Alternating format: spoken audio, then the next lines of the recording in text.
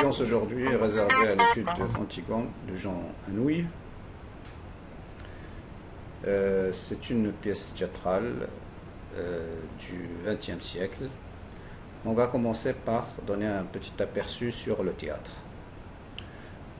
Alors le théâtre est un genre très ancien qui remonte à l'époque grecque. Il expose une action dramatique sous forme de dialogue entre les personnages. Il suppose des acteurs, des costumes, des décors, un public. Il repose sur le principe de la double énonciation, c'est-à-dire que l'acteur s'adresse à notre acteur sur scène et également au public dans la salle. Alors dans le théâtre, on trouve bien sûr plusieurs éléments. Il y a le dialogue, et puis bien sûr qui est composé de répliques, parfois de tirades, de langues répliques, de monologues aussi. Alors le théâtre est composé de plusieurs genres, dont le tragique. Le tragique indique la tonalité de ce qui est alarmant et funeste. Le personnage est soumis au destin, à la fatalité ou à un conflit qui le conduit irrévocablement à la mort. Alors la tragédie classique remonte au XVIIe siècle avec des auteurs comme Racine et Corneille. Les personnages sont issus de familles illustres, des rois, des princes, des demi-dieux, et les sujets sont tirés de la mythologie. Ils sont soumis à des conflits violents avec des forces suprêmes, la fatalité qui les condamne à la mort. Bien sûr, la tragédie moderne, classique, respecte plusieurs règles, dont les trois règles principales: l'unité de lieu, un lieu unique, l'unité de temps, une journée, et l'unité d'action, bien sûr, mais aussi des règles de bienséance comme l'interdiction de montrer des scènes choquantes sur scène, exemple la mort. La tragédie moderne s'est un petit peu libérée des contraintes classiques, mais elle a gardé toujours la tonalité tragique. Les sujets sont souvent tirés de la mythologie, comme c'est le cas d'Anouilh, qui a écrit bien sûr une tragédie à partir de la mythologie célèbre d'Édipe. Les auteurs réfléchissent sur le destin, le déterminisme de l'homme de façon générale.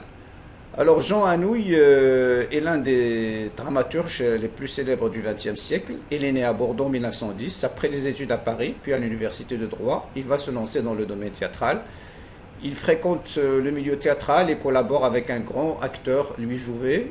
Il est marié 2 fois et il a eu 4 enfants. Parmi ses œuvres, L'Hermine, Le Voyageur sans bagages, L'Alouette et Les Morts à Lausanne en Suisse en 1987 de pièces. Alors le mythe dont s'inspire Anouilh, bien sûr, c'est celui d'Édipe. C'est un mythe ancien de la mythologie grecque. Laios et Jocaste, roi et reine de Thèbes, attendent un enfant. Ils décident de consulter les oracles pour voir l'avenir. Il leur déclare que cet enfant va tuer son père et épouser sa mère. Alors il lui attache les pieds et l'abandonne sur le mont Cithéron, où les bergers bien sûr le trouvent et le conduisent à Polybe, roi de Corinthe, qu'il éleva comme son fils et lui donna comme nom Édipe, qui signifie celui qui a les pieds enflés. Édipe, bien sûr, grandit dans une famille royale. À sa jeunesse, il va encore consulter les oracles qui lui confirment qu'il va épouser sa mère après avoir tué son père, et décide encore de fuir son sort, mais sur son chemin, il rencontre un vieillard qui l'empêche de passer. Il se querelle avec lui et le tue.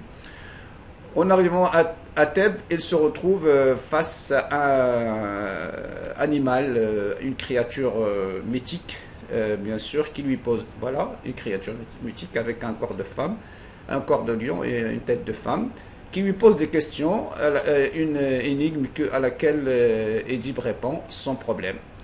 Et pour le remercier, il se marie à Jocaste, sa mère. Les années passent, le couple incestueux a 2 garçons, Éthéocle et Polynice, et 2 filles, Antigone et Ismène. Un jour, la peste s'abat sur Thèbes. La pitié annonce alors que la maladie persistera tant que le meurtrier de Laios ne sera pas dénoncé. Édipe découvre la vérité et se crève les yeux.